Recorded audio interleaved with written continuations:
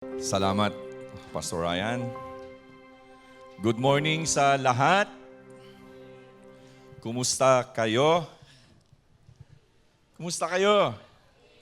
Ayun, okay. Ba't ba kailangan kayong sigawan kung kinukumustahan? Ay talaga. Okay, so before tayo mag-umpisa, meron akong tanong sa inyo sa umagang ito. Meron akong question. How do you prepare for Christmas?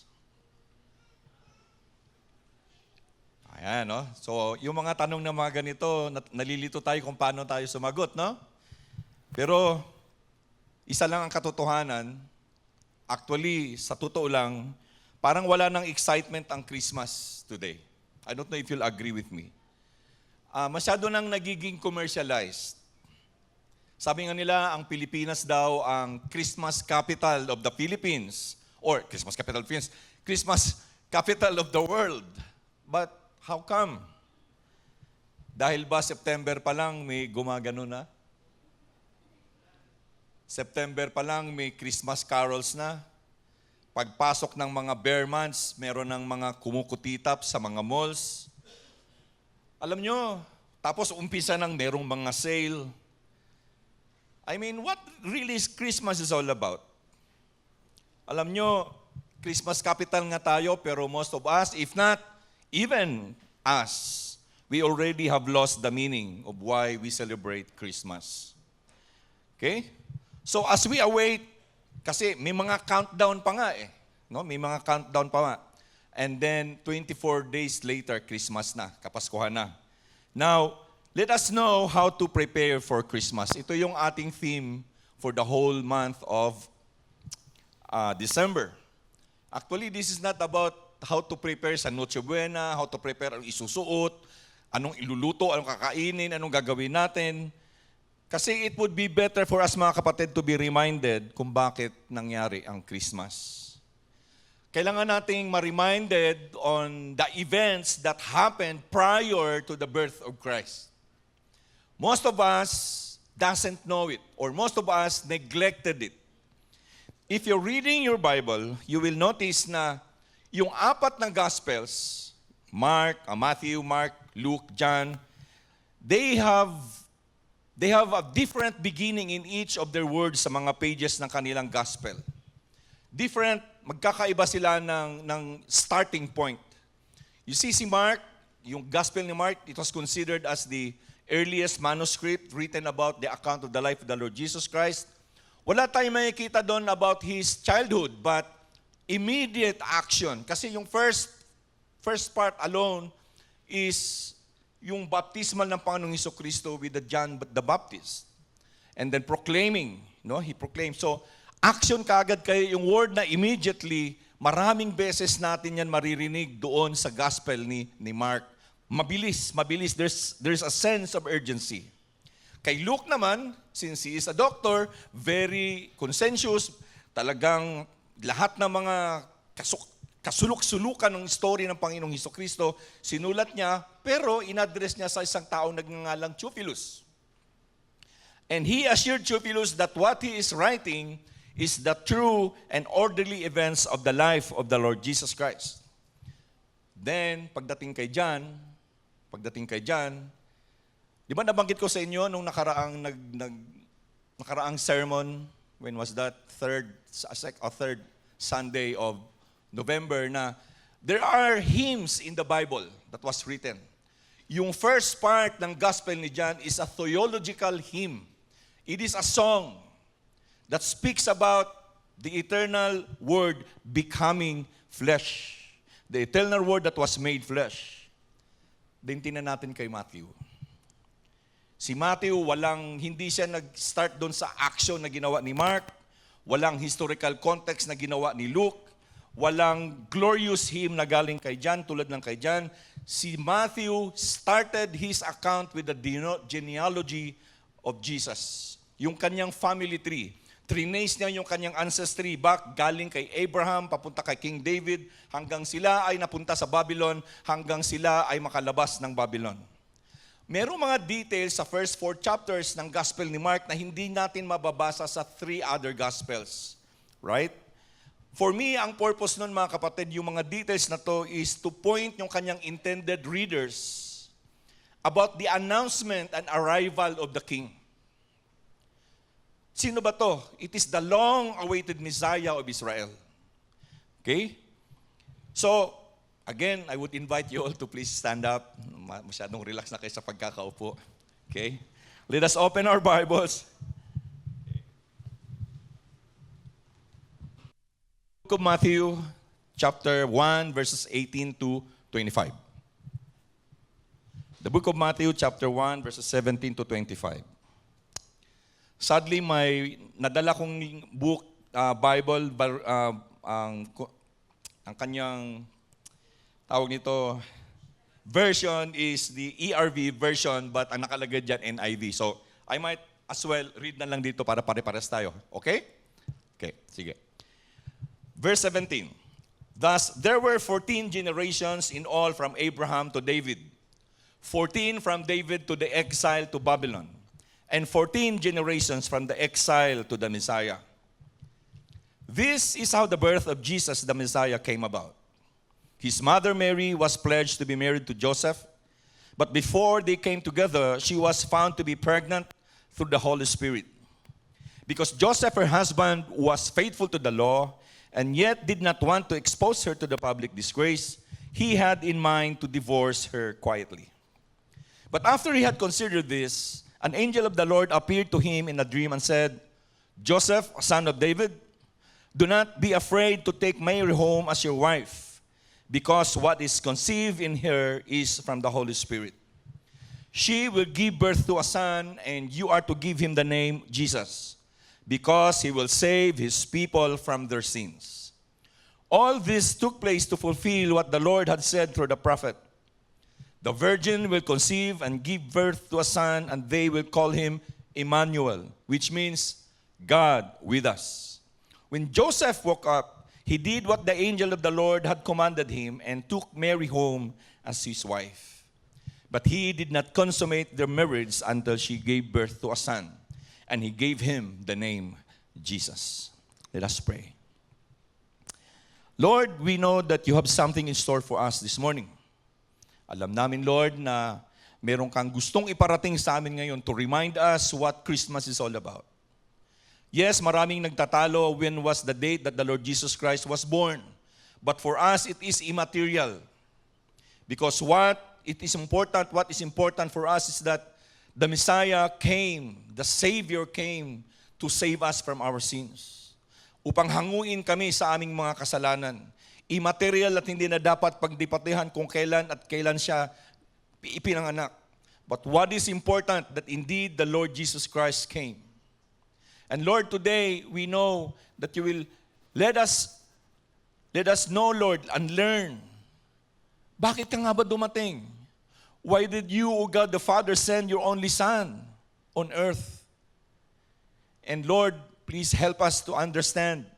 Open up our minds so that we can understand you, and open up our hearts so that ma-store namin, Lord, yung learnings. And we can apply this, Lord, in our day-to-day lives, especially, Lord, na ngayon ay magse-celebrate kami ng Kapaskuhan. Salamat dahil alam namin, Lord, that meron kang gagawin sa umagang ito. So, Lord, as we sit down at your feet, we pray, Father, that you will cleanse, Lord, ourselves from all the filth and all the sins so that we will be worthy to hear your message. Alam namin, Lord, na wala ang aming mga kapatid dito ngayon. Si Ong, we pray for him and his family. His father died last Thursday. But alam namin, Lord, na you are condoling them today, and the Holy Spirit is comforting Ong and his family, and sila ni Pen at ang mga bata. Yes, Father, we just pray, Lord, that you will continue, Lord, to comfort them. And as we worship here, our minds, our hearts, Lord, will be with you, and as we pray, Lord, for comfort sa kanila. Lord, we will sit down at your feet right now, and we will listen to you. Your servants, Lord, will listen to you. This is our prayer in Jesus' name, and everybody will say, Amen. You may now be seated. Mga kapatid, yung verse 17, kaya binasa ko yon una, kasi ito yung summary ng genealogy of the Lord Jesus Christ according sa ginawa ni Matthew. 14 generations from Abraham to David. 14 na henerasyon galing kay David to the exile in Babylon. 14 na generation galing sa Babylon papunta sa birth o sa pagkapanganak ng Panginoong Hesukristo. Merong isang libro sa Bible, di ba, na puro pangalan. Ano nga ba yung Brother Ray? Alam na alam ni Brother Ray kasi sabi niya boring daw basahin. Chronicles. No, list of names. Dito, list of names also. Ang ginawa dito ni Matthew is for him to show to his readers, Jewish readers, that Jesus is the legal heir of the royal line of David. Siya yung king na sinasabi, the conquering king na sinasabi sa lahat ng mga prophecies sa Bible. And he is the fulfillment of the many prophecies na merong isang bata or may isang sanggol na maipapanganak sa pamamagitan ng isang birhen.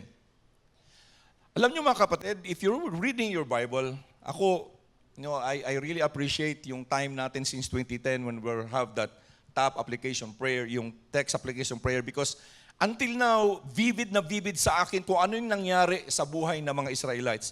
Things have slowly fell apart for Israel. Unti-unti silang nagbago magmula nung sila ay mapunta sa Egypt. And then when they were rescued out from Egypt, lahat ng buhay nila, ang buhay nila unti-unti talagang nagbago. Hindi para sa kabutihan, but worse. Generations upon generations, these Israelites, they rebelled against God. No, they rebelled against God until they were exiled to Babylon. Pagkatapos nauna doon yung Northern Kingdom ng Israel kasi nahati nga sila, di ba? Pagkatapos noon ay ang Judah, right? The history of Israel, alam natin na sila yung pinili ng Panginoon para kanyang maging people or nation. Yung kanilang story slowly declined. Unti-unti talagang lumiliit hanggang halos obscure na sila. Di ba? In fact, not until 1935 or 1940s that they were granted a land. Not where until now they're fighting for that land. Right? We don't even know the people na nakasulat doon sa last generation or last 14th generation, yung listing yung exile yung nandun sila sa Babylon. Except for a man named Jeconiah or Jehoiachin, kasi ito yung last na king ng Judah, na last surviving king of Judah na nandun sa Babylon in the line of David. And of course is Zerubbabel, na siyang unang took the responsibility to build the walls. Nung nandun sila sa Babylon, bumalik sila sa Israel para i-build uli yung temple. Zerubbabel, na makita natin yan doon sa mga sulat ni Ezra and the prophet Nehemiah. And the rest are just names. Names na lang. Wala tayong alam. Very boring. Pero picture this mga kapatid. God stopped talking to them. God stopped talking to His people. Walang mga prophets na lumabas nung they were there after sa Babylon. God became silent for almost 500 years. The last time that God spoke was through His prophet Malachi. After that, it was all downhill for the people of God. Wala silang narinig na mga salita ng Panginoon. Alam niyo kung bakit ko nasasabing tayo ay very blessed this generation? Because we have this Word of God. Yes, we don't have the prophets anymore, but we have the book of God. We have the Word of God. Every time that we read this, He speaks to us. Amen? Kaya hindi natin sasabihin na God is silent or God is not working. He has His Word left para sa atin. It was all downhill from them on. The people of God, they went through successive oppression galing doon sa Babylon. In fact, I was following yung Ezekiel devotion ni Dr. Averell Aragon. Ang dami kong natutunan doon na hindi pa pala pwedeng pagtawanan natin yung, di ba, yung misfortune ng iba. That's why there's so many nations there that was punished by the Lord. Successive oppression from Babylon, and then after Babylon, Persia. After Persia, Greece. After Greece, Rome. Tuloy-tuloy yun, walang putol. They were under persecution. 500 years. After 500 years, they were still under the command o yung power ng Rome. John the Baptizer came. He was the voice of the cry of one crying in the wilderness, saying, "Prepare the way for the Lord. Make straight in the desert a highway for our God." Ito yung sinabi ni John the Baptizer. Prepare the way for the Lord. Make straight in the desert a highway for our God. On record, merong 7 rebellions na ginawa ang Israel sa Panginoong Diyos. 7 rebellion, major rebellion. After that rebellion or within that rebellion, meron silang mga lahat ng ginagawa na terribly went wrong for all of them. They disobeyed and dishonored God in their lives. Habang binabasa ko to at habang nagtatype ako rito mga kapatid, iniisip ko sa sarili ko, ilang beses ba ako nagrebel sa Panginoon? Did I rebel against the Lord? Alam nyo, every time that we disobey Him, it's a form of rebellion. Amen? It's a form of something that, it's disobeying, dishonoring God. Many times, sometimes hindi natin ito namamalayan that we dishonor Him. In fact, the prophet Ezekiel, he described the people of God as prostitutes. Pero God has enough, parang napuno na ang Panginoon, so that's why He allowed His people to be banished and exiled in Babylon. 170 years for Israel, the northern kingdom, 70 years for Judah. Pero this is one thing that I can say that God is so gracious. Kasi sabi niya, I may be been angry, all by these people, they might be rebellious. But I know that there are remnants that until now, they continue to be loyal to me. Remnants of His people. So these remnants, they were hoping and anticipating for the Messiah and the Savior to come. Here, imagine mga kapatid. They are now in the present Jerusalem, the present Samaria. The division between two people is still there. And then they were under the oppression of the Roman army, the Roman government. And yet there are pious, quiet Jewish people in the land amidst all the chaos that they were waiting for the Messiah to come. Yung kanilang hope continued to flickers even sa kanilang mga pangyayari, sa nangyayari sa kanilang buhay, that the Savior will come in the person of the Lord Jesus Christ. They were anticipating that, hoping against hope. Alam nyo, tingin ko walang pinag-iba noon sa ngayon. Magkaiba lang siguro dahil hindi naman tayo, wala namang nananakop sa atin. Pero you know what's really engulfing us today? It's not Roman soldiers, but I think it's about commercialism. It's about things that we forget na kung ano talaga ang meaning ng Christmas. In fact, we don't wait. We're not excited anymore for the Savior to come. I hope that we're excited. Are you excited? Amen. Amen. Because there were, in the midst of all this chaos, there were remnants of God, of people of God there that is waiting and hoping against hope that the Savior will come. You see mga kapatid, unless we understand these events in the life of the people of God, hanggat hindi natin ito naiintindihan, hindi talaga natin maiintindihan na we will never have a full grasp and admire the beauty and wonder and importance of Christmas. Kasi ang sabi ni John the Baptizer, prepare the way of the Lord. Prior. Yeah? Now, how do you prepare for Christmas? Una natin gawin mga kapatid, let us prepare to meet Jesus. This is the title of our message this morning. Una natin gawin is prepare to meet Jesus. Christmas time darating, lahat tayo, all over the world, nire-rehearse natin. We are very familiar with what happened. Alam natin yung lahat. We're very acquainted to that, about the Savior's birth. And then, virtually, alam natin yung mga details. Pero meron tayong now overlook, and that's his story, of the Christmas story.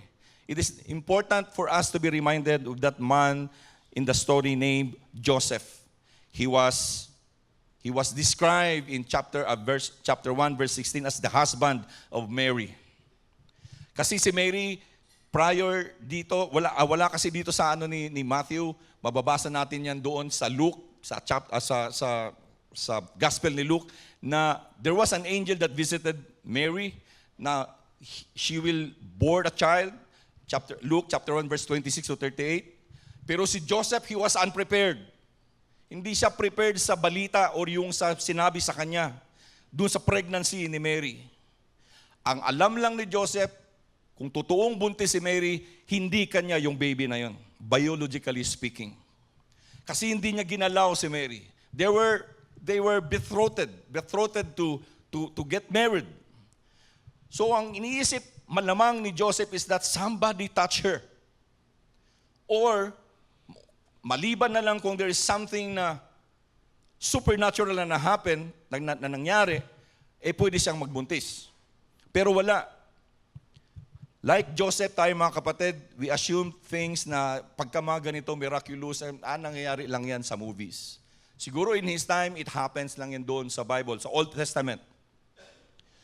Ilagay natin ang ating mga sarili sa sandal ni Joseph. Ano ang mas madaling paniwalaan? Yung natural o supernatural? Pag supernatural, skeptic tayo, no? Skeptic tayo. In fact nga, yung sinasabing mga nagtitestimonya minsan, di ba gumaganon tayo? May nagtitestify na gumaling ako, nawala yung cancer ko, ganito lahat, nagpray lang ako sa ganito, ganyan. We become skeptical, di ba? At the back of our mind, face para tayong masaya, pero at the back of our mind, totoo kaya? Skeptic, tawag doon. Things that happened to Joseph. You see, si Joseph is a very interesting Bible character. Sa isang simpleng rason na meron siyang significant role doon sa life ng Panginoong Jesucristo. But after Luke chapter 2, we will never hear him again. Sabi ng tradisyon, Joseph died before the Lord Jesus Christ began his earthly ministry. Pero iisa lang nasisiguro ko mga kapatid. Joseph, as one of the remnants, he was a very good man. Dahil dito sa story na nabasa natin.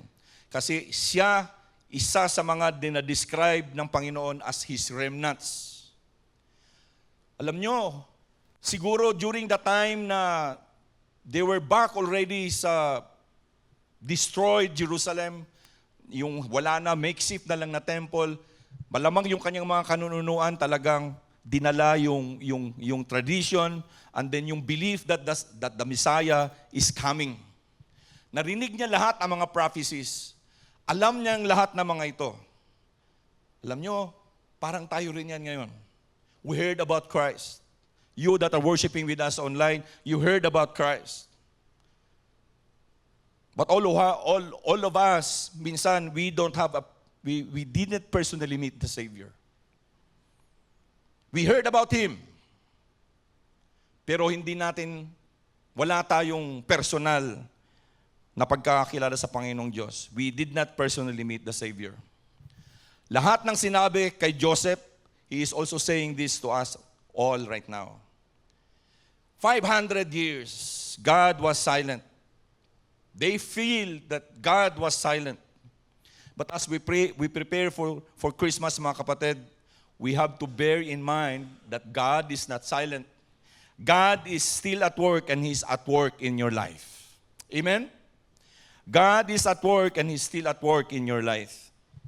Hindi ako naniniwala na si Joseph tsaka si Mary ay naging accidental na parents o earthly parents ng Panginoong Jesus. Pinili sila. They were chosen for the task. Alam nyo, hindi naman natin mababasa kung bakit sila pinili. We're not given an insight exactly why God chose them.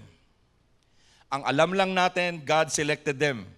At inarrange ng Panginoong Diyos ang lahat ng timing ng kanilang mga buhay. That Jesus would come on the perfect time, to the perfect place, to the perfect couple. Para ma-fulfill yung kanyang mga promises, to fulfill the prophecies. You see mga kapatid, God has been at work in your life as well. Alam nga niya na before tayo pinanganak eh. Di ba? He knew us before we were formed in the wombs of our mother. Alam ng Panginoon yun. He's been at work ever since. Inarrange niya ang lahat ng mga pagkakataon na yun. Inarrange niya even yung pagpunta nyo ngayon dito sa umagang ito, sa sambahan, para makarinig ng mensaheng ito. Amen? God has arranged everything to have us, all of us, to have an opportunity to meet the Savior again. God is always at work in, work around, and through us. Maaari nating i-ignore, maaari nating, okay lang, yung kanyang mga activity. Or we can also respond to what He is doing in our lives. And mga kapatid, this is my prayer, that all of us want to be involved with what God is doing to us today. God is at work, and is at work in your lives, in our lives. Second, God has fulfilled His promise of the Savior. We prepare to meet Jesus this way, to remind ourselves that God is at work. He will never stop working. And second, God, He has fulfilled His promise of a Savior. Merong dalawang truth na natutunan si Joseph dito, mga kapatid, na mga natutunan ni Joseph na dapat ay matutunan din natin. Una, Jesus is the incarnate God. Incarnate, nagkatawang tao. Matthew wrote, sinabi ni Matthew, what is conceived in her is from the Holy Spirit. Jesus, again, mga kapatid, is fully God and fully man. He possessed lahat ng qualities ng isang tao, physically, emotionally, and intellectually. Pero iisa lang hindi niya kayang gawin, ang magkasala. And yet, He was above the possibility of sin. He knows how to be human. He cried when Lazarus died. He was afraid when he was about to be arrested. And yet, the Lord Jesus possessed every attribute of God. Yung kanyang omnipotence at kanyang omniscience is still there. Nilimit niyang kanyang sarili for a time. He never ceased to possess these qualities. Temporarily limited His ability to access them. He never ceased to be God. Basahin natin doon mababasa natin sa Philippians chapter 2 verse 5 to 11, but I will read to you verse 6 to 7. Philippians chapter 2 verse 6 to 7. Who, being in very nature God, did not consider equality with God something to be used to His own advantage. Rather, He made Himself nothing by taking the very nature of a servant, being made in human likeness. Alam niyo yung word dyan na nothing? We are nothing.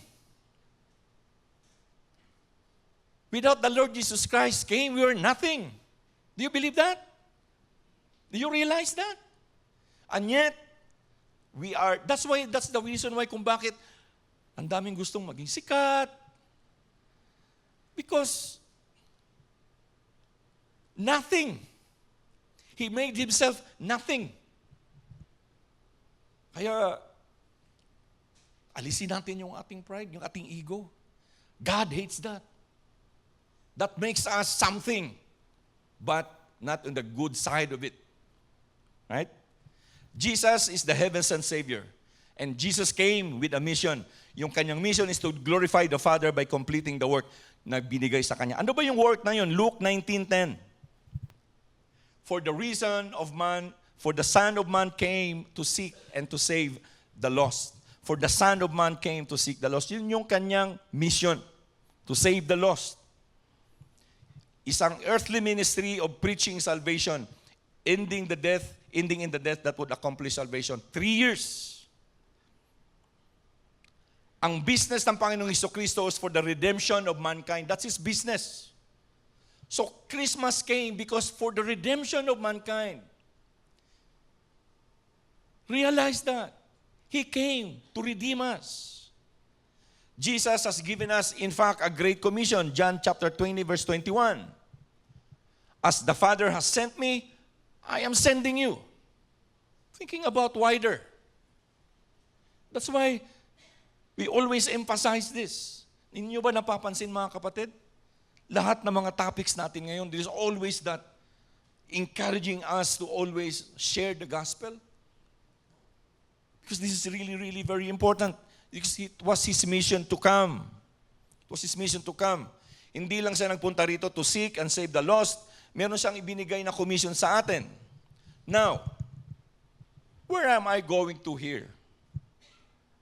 Like Joseph, mga kapatid, number 3, let us respond to the most precious gift that was given to us.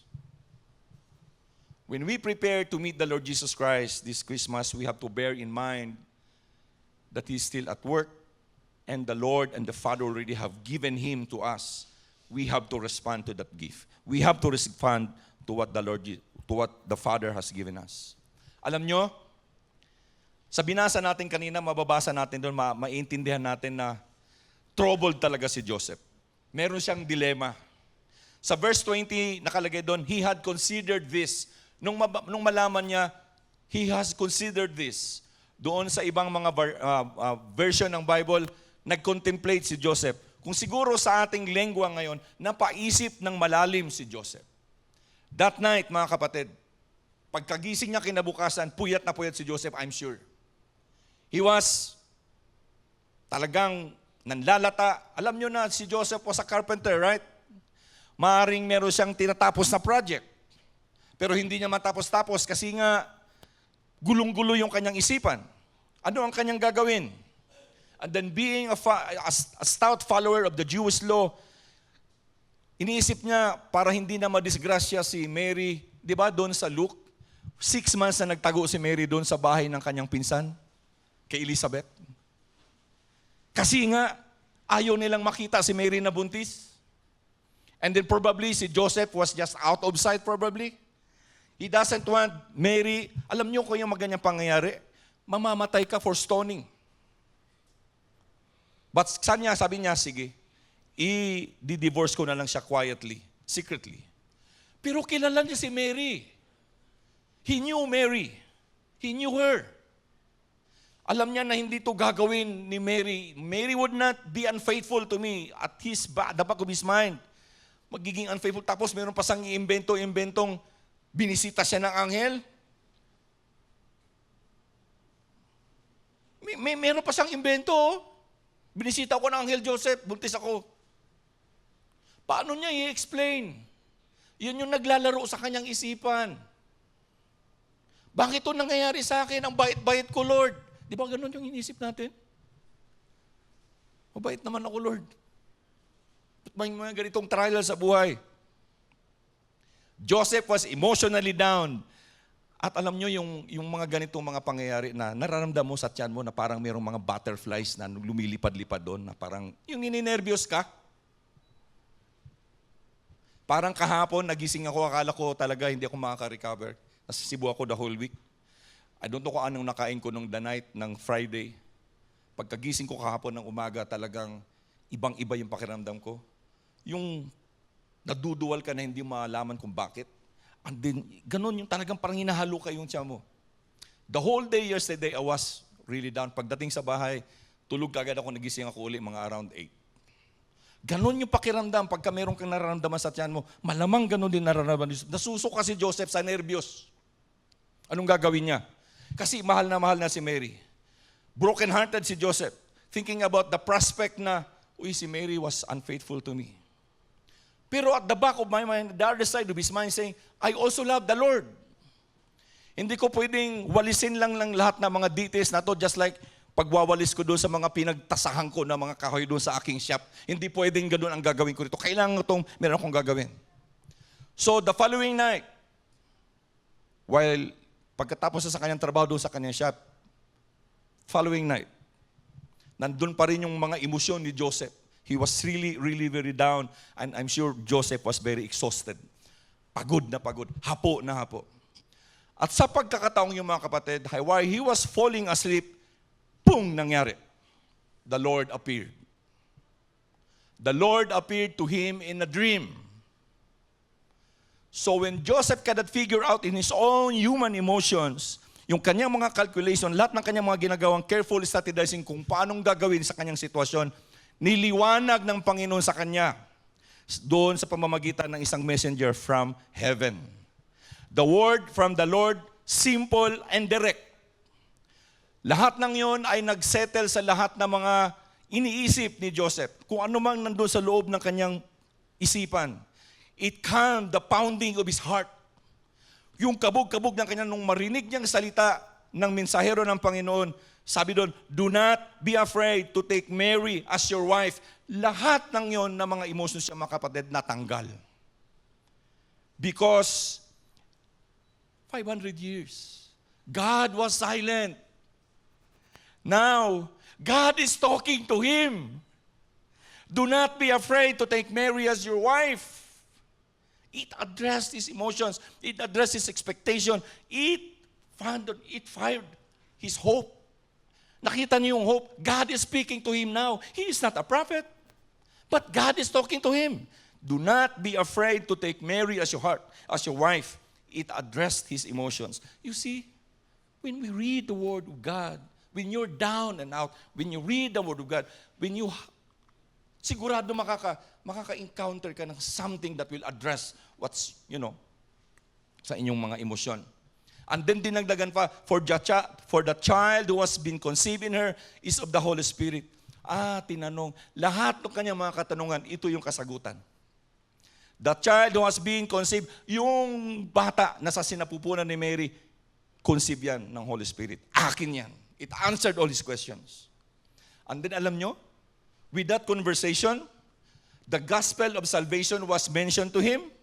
Ang sabi ng messenger, she will bear a son and you shall call his name Jesus, for he will save his people from their sins. From our sins. Kaya when Christmas comes, we prepare now, mga kapatid, on how we'll be able to really honor the Lord and prepare to meet Him. Ang kanyang response ni Joseph, immediate na obedience, mga kapatid. Chapter 1, verse 24. Dinidemonstrate dito ni Joseph na he believed in the angel's message. You see, takot siya pero hinarap niya ang kanyang takot. And then he acted on his faith. Kung ano yung kanyang pananampalataya, sinimulan ni Joseph by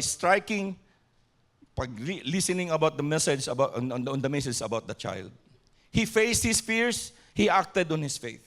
Mga kapatid, huwag tayo matakot. Meron tayong pananampalataya, gamitin natin to. Very honorable and very righteous si Joseph, mga kapatid. Kasi doon sa verse 25, he did not touch Mary until the Lord Jesus Christ was born. He kept Mary sexually pure. Hindi naman dito sinabi, pero mai-infer natin, malalaman natin, maiisip natin na with that encounter with the Lord, Joseph became the faithful protector of Mary. Kasi makikita ng mga tao na buntis na si Mary. Walang maitatago pag lumalaki yung tiyan ng babae. Tama? Kahit paanong gawin mong girl, lalabas yan. Tutubo rito, tapos ganon. Ano sasabihin ng mga tao? So Joseph, he became the protector, faithful protector of Mary. And in fact, tingin ko, he became the advocate of Mary. Advocate yung tagapagtanggol. Yung tagapagsabi, the baby na nandyan kay Mary, hindi akin yan. It's from the Lord. It's the promised Messiah. It's not in the Bible. Akin lang yun. Pero maaaring sinabi ni Joseph yun. Maaaring sinabi ni Joseph yun. Ito, Joseph, amidst his fear and his uncertainty, inadjust niya totally yung kanyang buhay. Yung kanyang direction ng kanyang buhay. He adjusted it, mga kapatid. Once that he realized that God was talking to him and what was God doing in their lives, at kung ano yung kanyang, mark this word ano yung kanyang part para to play in the game. He accepted the challenge. He rearranged his priorities in life. And he became part. Kung ano yung talaga yung kanyang part doon sa story, he was meant to play in that story. Nakikita ko, mga kapatid, na si Mary and Joseph, they were walking in the streets. Maaring sila'y tinutuya. Mayroong mga, alam niyo yun? Whispered rumors. Sama ba tayo doon? Mariticized. Sigurado yung mga gumaganon-ganon doon, hindi remnants yun. Tama? Kasi pag you are with the Lord, you don't... Amen? Ang hina. Mahina. Merong mga backbiting at mga gossip, mga chismis doon. Mariticize nga. Backbiting. Kasi siya. Merong mga ugly condemnation. Judgment. Yung mga judgment na maaaring manggaling sa kanilang mga kaibigan, worst, galing sa kanilang mga family, kanilang pamilya, na tinutuya,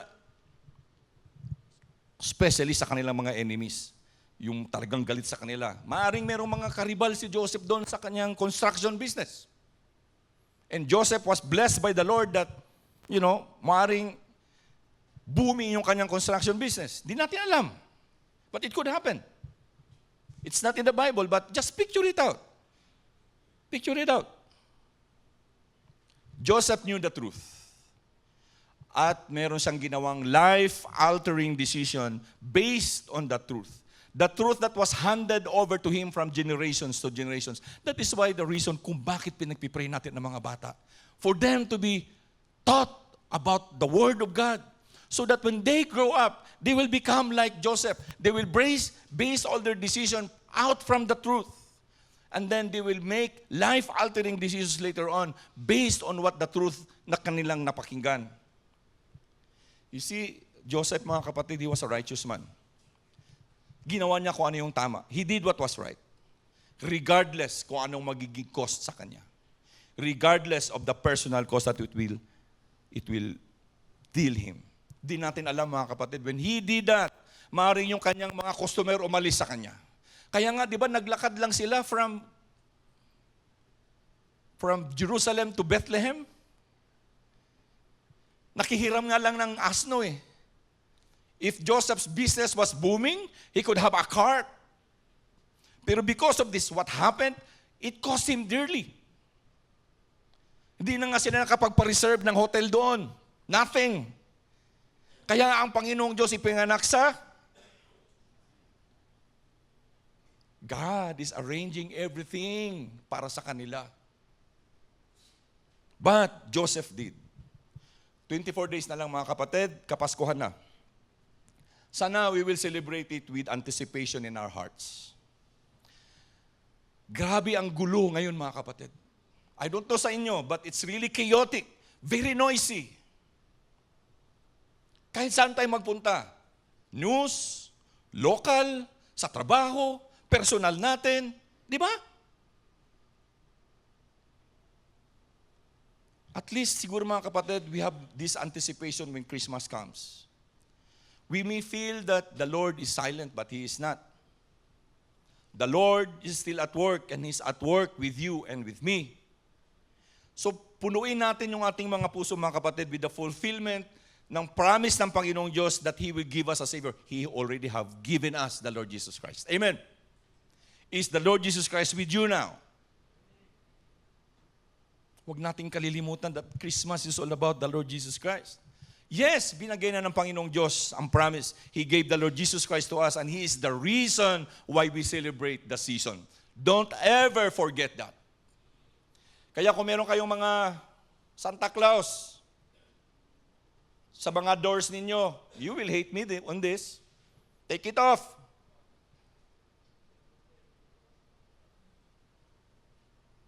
Huwag kayo magalit sa akin, ha? It's not about Santa Claus. It's not about those wreath. He was born in a lowly manger. Amen? Think.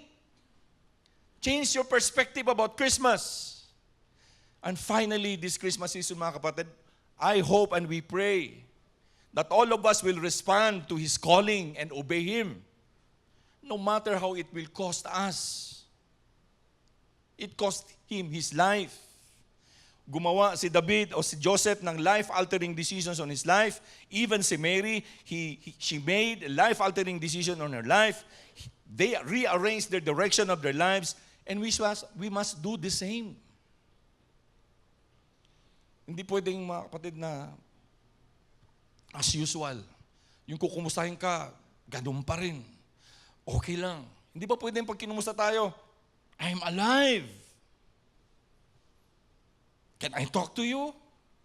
Pag nakinig ka sa akin, buhay ka. Ganun ba? Hindi yung pag nakinig ka sa akin, patay ka sa akin, bata ka. Hindi ganun. Makinig ka sa akin, buhay ka. Ganun ba? Amen?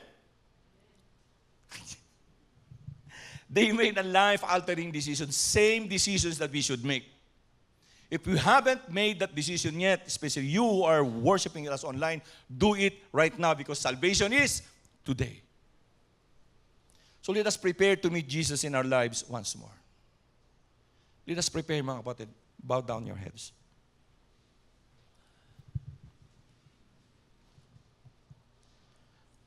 Aming Ama, we pray, Lord, that you will help us to prepare the way of the Lord Jesus Christ in our lives. To prepare the way for the Lord as we speak about Him to our friends, as we speak about Him to our loved ones, as we speak about Him, Lord, sa aming mga kasamahan in every bywalks of life. Lord, prepare the way for us as we pray for those 3 persons that we've been praying for so long. Salamat for the reminder, Lord, that Christmas is not about anything else. Christmas is about the Lord Jesus Christ. It's about His coming. Salamat for reminding us of what happened prior to the birth of the Lord. That those people that were waiting for Him were waiting against hope. Hope against hope that the Messiah will come. And then the Lord Jesus was born. And we will be celebrating that this month. Sana, Lord, yung eagerness and the excitement, Lord, nung naramdaman ng mga tao, yung mga remnants,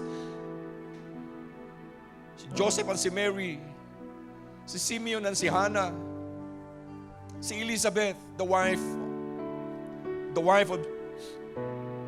of the father of John, Zechariah, and all those unnamed remnants of God that were eagerly waiting for your coming. So Lord, nawa hindi mawala sa amin ang mindset na yan. Yes, Christmas is about light, but that light right now has been reduced to a flickering small lights of commercialism.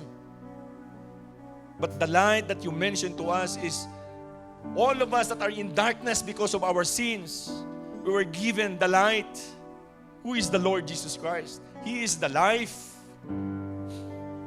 Lord, as we prepare ourselves, starting today, as we began with our countdown sa Kapaskuhan, open up our hearts and our minds, Lord, and to remember that we have to prepare ourselves, Lord, to meet the Lord Jesus Christ. For us who have already met Him long ago, we prepare us, Lord, to meet Him once more, again. And for those who hasn't met Him yet, prepare them, Lord, to meet You and bless them. And for all of us na nandito ngayon, I hope, O Lord, and pray na mawala sa isipan namin, Lord, na You are silent. You've been reaching out to us.